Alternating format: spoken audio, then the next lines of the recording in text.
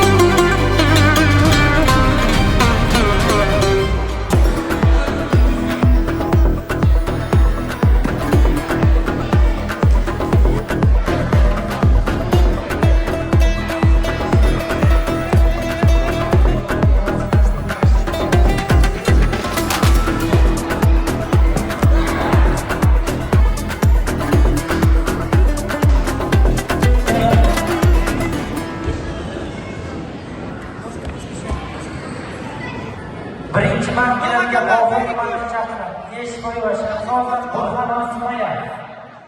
Mana bugun tumanimizda O'zbek jang san'ati milliy sport turimizda viloyat chempionati bo'lib o'tmoqda. Viloyat saralash musobaqalaridan o'tgan sportchilarimiz respublika bosqichiga 5-8 fevral kunlari yo'llanmani qo'lga kiritishadi va esdalik sovg'alari bilan mukofotlanishadi. Hozirda musobaqamizda 5 ta tumanimiz sportchilari qatnashib kelyapti va barcha yosh toifasida musobaqa bo'lib o'tyapti. Hozir saralash musobaqamizga 200 dan ortiq sportchilar qatnashib kelmoqda.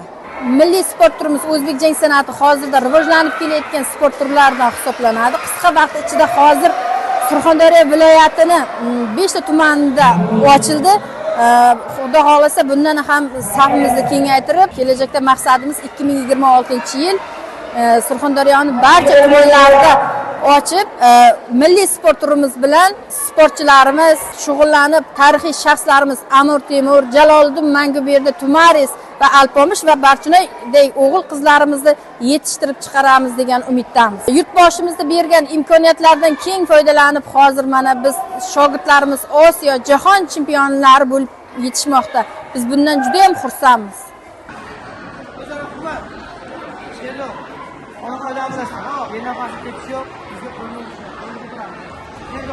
Yeah.